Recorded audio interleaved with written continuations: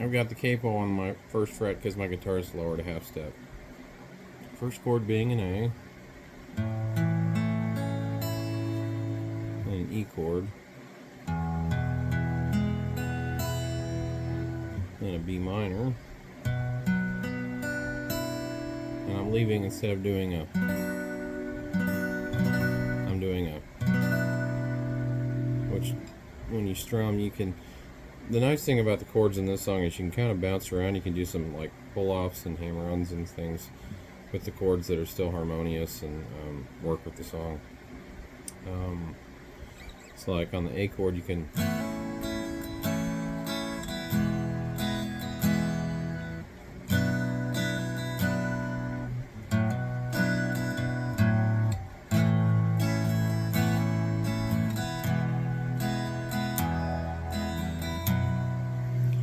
one thing that you can do to keep your bass notes accurate when you go from the E chord, when you switch to the B minor, let the tip of this finger touch the low E so it'll mute it as it's doing the shape of the B minor. That way you're not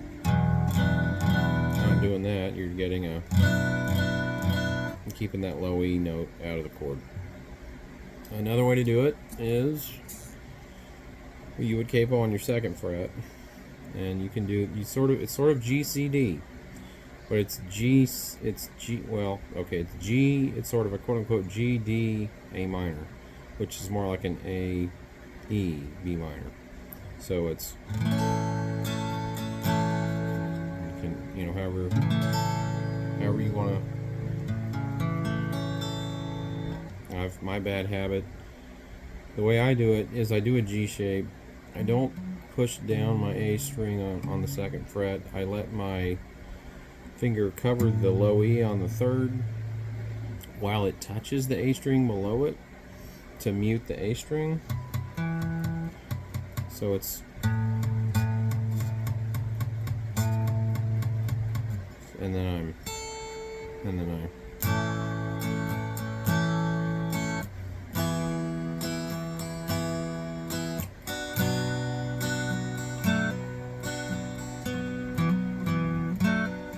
you can do a lot of hammer-on stuff there with that B minor. Now that you have a capo here, you're not worried about clamping this down.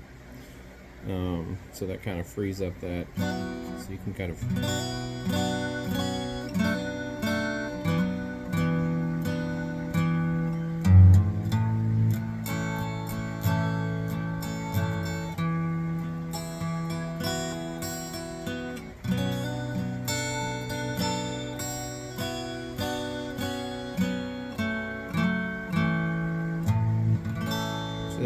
that B minor has a lot of things. You can almost take off any finger as long as you time it right. You can do all kinds of things, and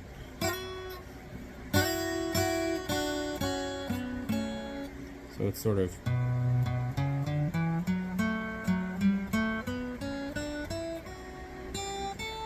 you can kind of play with the scale there. And there is a D chord that happens, so once you're capoed 2, your C, one octave up, becomes a D, right?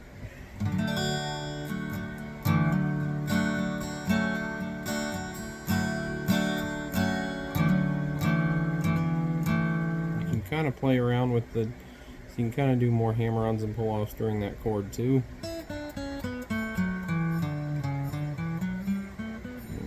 Kind of play with the scale. Because it happens occasionally in the song, that D chord happens, and it's just a matter of memorizing when it does, or having a chart in front of you that tells you when it does, and yeah. But yeah. So I mean, you can capo it up here if you want to get even more experimental in terms of chord shapes. You capo on your 5th fret, and now your A chord is the E shape. And your E chord is basically this. I like to do it this way instead of I'll just do a,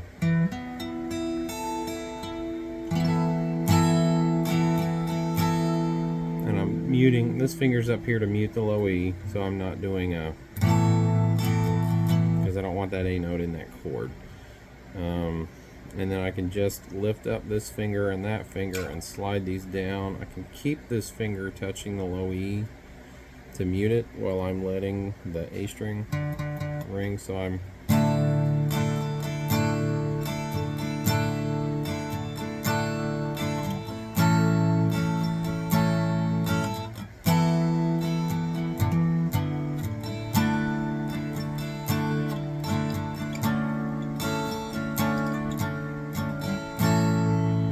kind of have some room to bounce around a little bit on that D chord.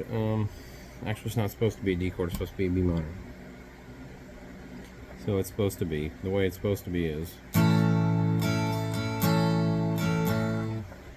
See, and then we have the E. And then the B minor is a. And the way I do that is pressing the low E on the second fret while touching the A on the on there to mute it, and then I have, so the notes are.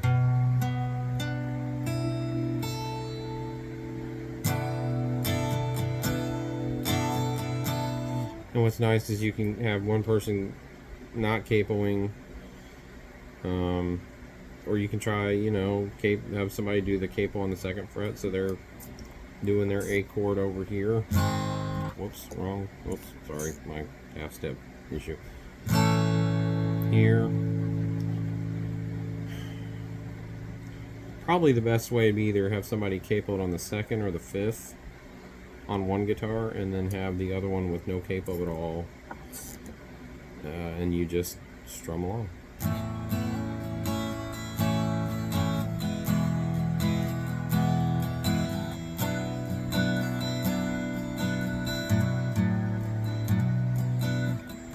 You can even get away with a,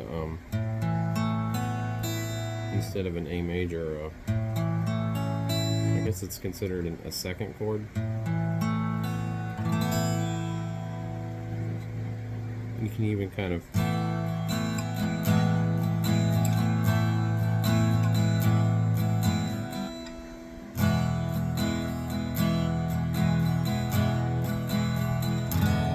even throw it, lift a ring finger up and make it an E7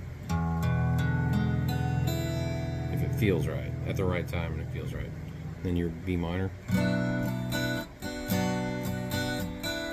What's nice is getting the bar chord, you can turn it on and off, getting comfortable with the bar chord enough to where you can kind of lift up and press and lift off, and that way you can kind of do, and you can move into that realm of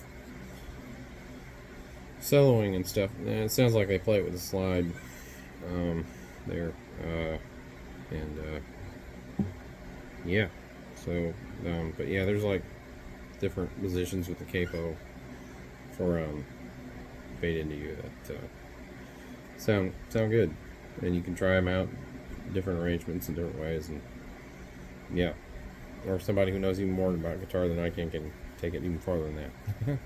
So yeah.